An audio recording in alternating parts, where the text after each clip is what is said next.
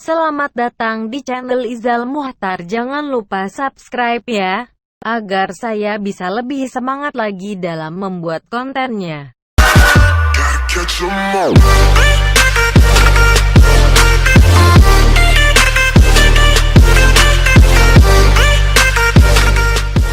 Biasanya setiap mengunjungi pulau baru, anggota kelompok bajak laut topi jerami akan mendapatkan kekuatan atau hal-hal baru. Untuk cerita negeri Wano, apa yang akan didapatkan oleh Luffy dan yang lain? Ini dia 9 kemungkinan kekuatan baru topi jerami. Kekuatan baru topi jerami yang perlu dibahas pertama kali tentu adalah milik Luffy. Luffy memang sudah menguasai Busosoku Haki sejak latihan bersama Silver Rayleigh. Dan selama ini Luffy menggunakan sebuah teknik yang bernama Busosoku Koka. Haki jenis ini berwarna hitam, dan membuat anggota tubuh atau senjata menjadi lebih kuat. Tetapi di cerita negeri Wano, kini kita ketahui bahwa masih ada tingkatan lebih tinggi dari Busosoku Haki. Tingkatan lebih tinggi ini akan membuat armor tak terlihat di sekeliling tubuh pengguna.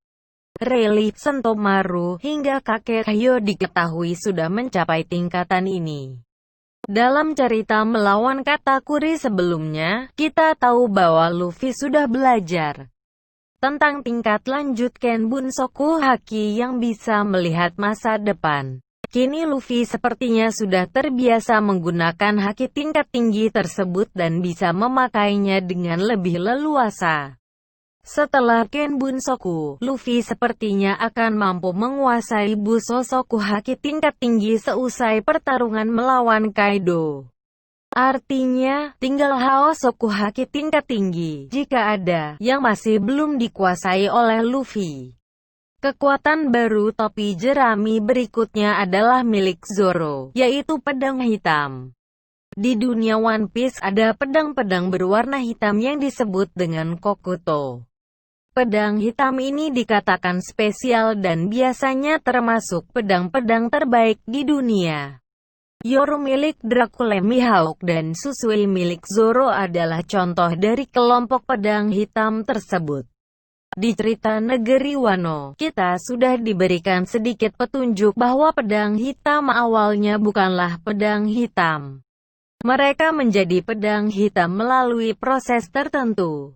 Saya sempat beranggapan bahwa proses ini dilakukan dengan cara memberikan Busosoku Haki ke pedang secara terus-menerus atau secara permanen. Zoro sudah berlatih dengan Mihawk untuk mengalirkan haki ke pedangnya. Jurus ini pernah ia tunjukkan saat melawan Pika di Dressrosa. Andai semuanya berjalan lancar, Zoro sepertinya akan mendapatkan ilmu baru tentang cara membuat pedang menjadi hitam secara permanen di Wano. Apakah di akhir cerita Wano nanti pedang Wado Ichimonji dan Sandai Kitetsu akan menjadi pedang hitam secara permanen? Mari kita lihat nanti. Germa 66 membuat sebuah pakaian tempur yang didesain khusus untuk Sanji. Baju tempur ini membuat Sanji bisa berubah menjadi menggunakan setelan Germa dengan tulisan nomor 3 ala perubahan wujud Kamen Rider atau Power Rangers. Bentuk dan kekuatan setelan ini mirip seperti gambaran karakter Stealth Black dalam cerita yang terkenal di North Blue dengan Germa 66 sebagai tokoh penjahatnya. Tapi berhubung Sanji tak suka dengan nama itu, ia lebih memilih menggunakan nama Osoba Mas, topeng Soba. Kekuatan dari pakaian tempur ini antara lain, sepatu dengan dorongan roket, kemampuan terbang, ketangguhan yang tinggi, dan kemampuan untuk melakukan mimikri, sehingga membuatnya tak terlihat dengan mata telanjang. Besar kemungkinan Sanji akan tetap menggunakan teknologi Germa ini seusai Wano. Meski ada kemungkinan kostum yang jadi kekuatan baru topi jerami ini akan memiliki desain yang berbeda nantinya. Saya yakin Sanji akan kembali mengenakan pakaian tempur impiannya tersebut. Sogeking jadi kekuatan baru topi jerami. Kok bisa? Sejak berkumpul kembali setelah latihan 2 tahun, kita sama sekali belum melihat Sogeking muncul. Usopp kini digambarkan sebagai karakter yang lebih berani sehingga sosok Sogeking seakan tak diperlukan lagi. Meski begitu, saya yakin sosok Sogeking akan muncul lagi setelah pertarungan di negeri Wano berakhir. Mengingat Sanji sempat berpikiran untuk meminta Usopp mendesain ulang pakaian Right Suit Germa 66 miliknya. Mengetahui kebiasaan Usopp, ia tentu akan melihat lebih dekat teknologi ini dan membuat sesuatu yang baru dari hal tersebut. Setidaknya Usopp mungkin akan memakai teknologi perubahan wujud milik Germa 66. Untuk diaplikasikan ke kostum Sogeking miliknya nanti. Zeus bisa dibilang adalah kekuatan baru topi jerami yang dikendalikan oleh Nami. Nami sekarang mampu menggunakan Klimatak untuk menyimpan Zeus di dalamnya. Saat dibutuhkan, Nami bisa menggunakan Zeus bersama Klimatak untuk melakukan serangan petir yang mematikan.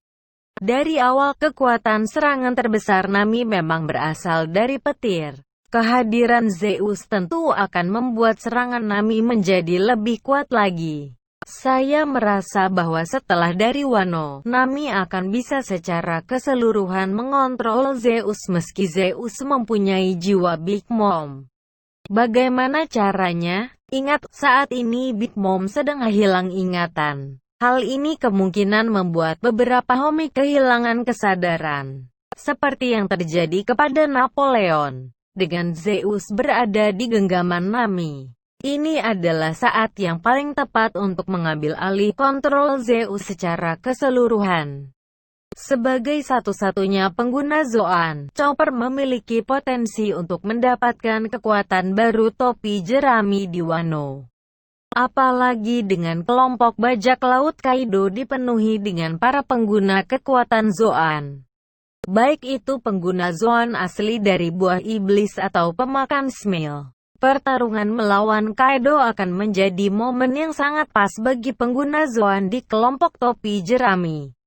Untuk mempelajari kekuatan mereka yang sesungguhnya. Ingat tingkat kekuatan terbesar yang sudah ditunjukkan dari pengguna buah iblis adalah kekuatan di tingkat awakening. Sebagai makhluk terkuat di dunia, bukan hal aneh apabila Kaido menguasai hal ini. Begitu juga dengan Jack atau King yang sama-sama menggunakan kekuatan Zoan dan menjadi tangan kanan Kaido. Selain itu, ada teori tentang faktor keturunan yang digunakan untuk membuat Smile. Chopper kemungkinan akan bisa mengambil data-data yang diperlukan agar ia juga bisa mengembangkan kekuatan Zoan yang ia miliki sekaligus mempelajari teori tentang awakening Zoan. Akan menarik melihat Chopper mampu mencapai tahap awakening lebih dulu daripada Luffy, bukan? Berbeda dengan yang lain, kekuatan baru topi jerami yang akan didapatkan oleh Robin kemungkinan berkaitan dengan Red Poneglyph.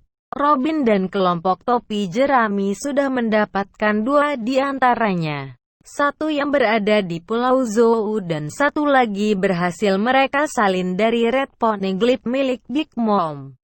Kaido dikatakan memiliki satu lagi Red Poneglyph. Dengan batu ini menjadi tujuan utama Robin di cerita negeri Wano. Besar kemungkinan Robin akan mendapatkan batu ini atau salinannya usai mereka menumbangkan Kaido dan Shogun Orochi di Wano nanti. Franky adalah ahli senjata di kelompok topi jerami. Ia bahkan memiliki tembakan laser yang hanya dimiliki oleh pemerintah dunia lewat penelitian Vegapunk. Tetapi sayangnya hingga saat ini Franky belum tampak bisa melawan para pengguna buah iblis terutama Logia. Negeri Wano adalah tempat asal pengrajin batu laut. Sebuah batuan yang bisa digunakan untuk melukai para pengguna buah iblis. Melihat hal itu, bukan tak mungkin Franky akan mencoba membuat sebuah senjata yang memiliki peluru dari batu laut di dalamnya. Dengan senjata berpeluru batu laut ini, Franky bisa menambahkan kekuatan baru. Topi jerami setelah pertarungan di Wano. Jinbe sudah lama berjanji akan bergabung dengan kelompok topi jerami.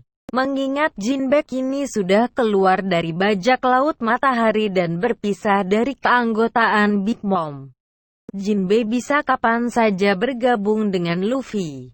Wano tentu akan jadi panggung yang tepat untuk Jinbe bergabung dan menjadi kekuatan baru topi jerami yang terakhir. Sayang, saya tidak yakin apakah Brook akan mendapatkan hal baru di sini. Bagaimana menurut kalian? Apakah ada lagi yang mungkin akan jadi tambahan kekuatan baru topi jerami? Baik itu dari Brook atau ada lagi yang lainnya. Kalau ada pendapat silakan isi di kolom komentar ya. Terima kasih. Semoga terhibur.